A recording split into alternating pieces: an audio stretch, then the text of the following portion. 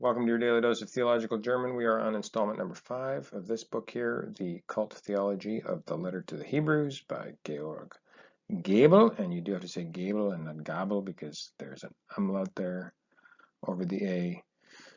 I'm not trying to fill time, really. I'm stalling because I did warn you. This is where we get to some serious difficulty with the syntax.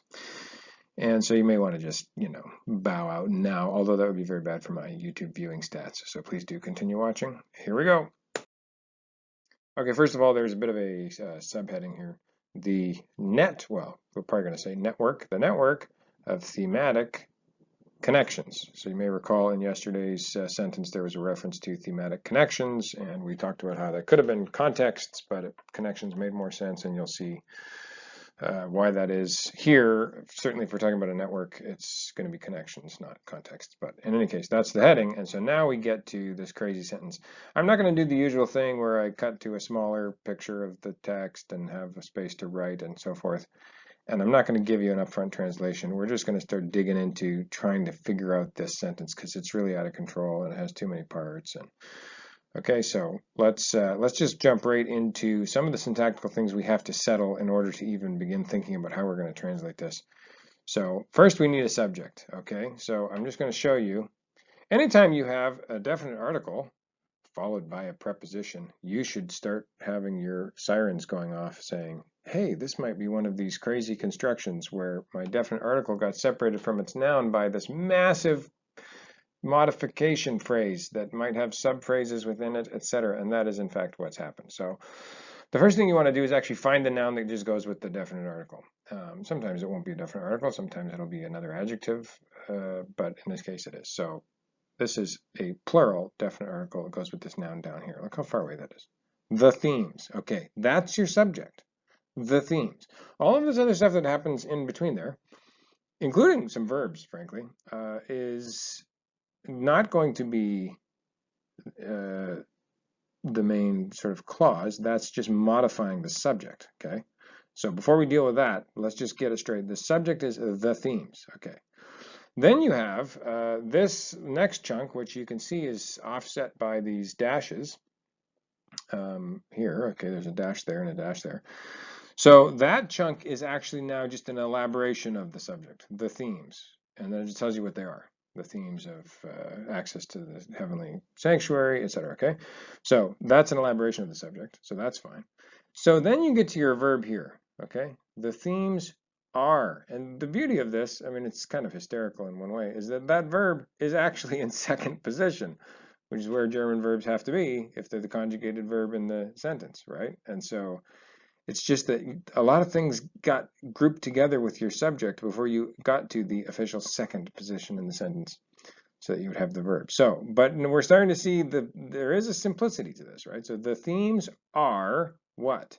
The themes are connected. That's your basic clause. The themes are connected. Okay. Now we just have to modify all of those parts in a variety of ways, and we'll be able to see what the sentence actually says. But I just wanted to show you, if you can just kind of like, you have to just sort of like find your main pieces of the sentence in order to make sense of it. Okay, let's see.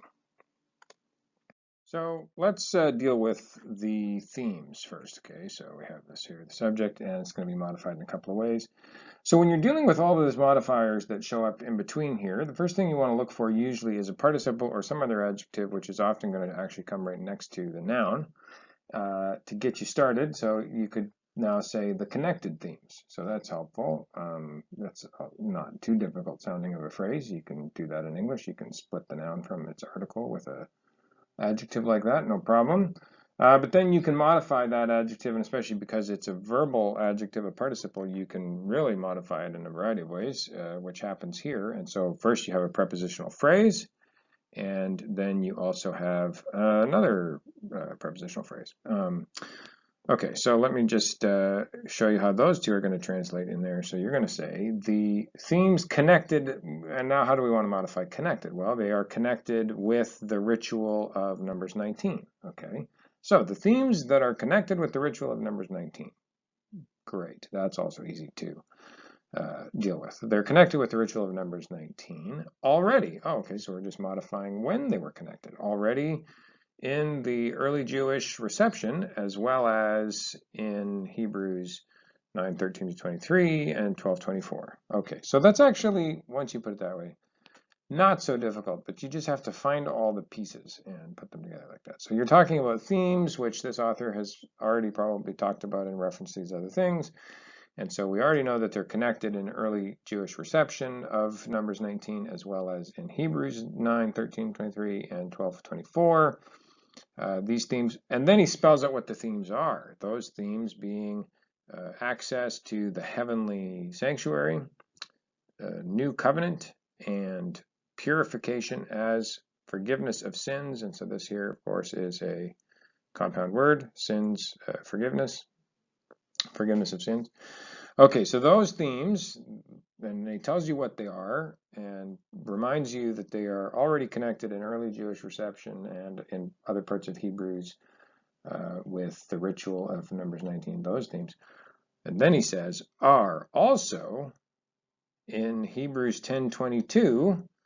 BZW is an abbreviation which usually means something like respectively. And so he's kind of just saying, like, in the same vein, sort of, although it's not supposed to be comparative quite exactly, but so the nuance is sort of difficult to get, but you would say in early Jewish reception, in Hebrews 9:13, 23, and 12:24 and 10:22 respectively, that's, so he's just saying, you know, there's the same instance of it in the same kind of fashion in its own case in Hebrews 10:22.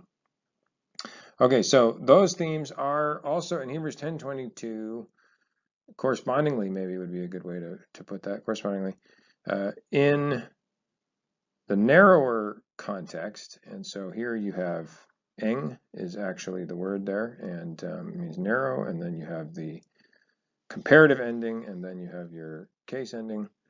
So in the narrower context, with the fallback on Numbers 19 connected. And so just a quick reminder, this, when you have a sein verb and a participle, this is sometimes, I mean, it sounds like a passive in English, right? So in English, that's how you form the passive. You would say are connected with, whatever. So that's fine. It comes out as a passive in English, but in German, it's not technically a passive, but it is what April Wilson calls a fake passive, which is fine because the end result is the same, but technically in the syntax, verbunden is actually the object of the sein verb there.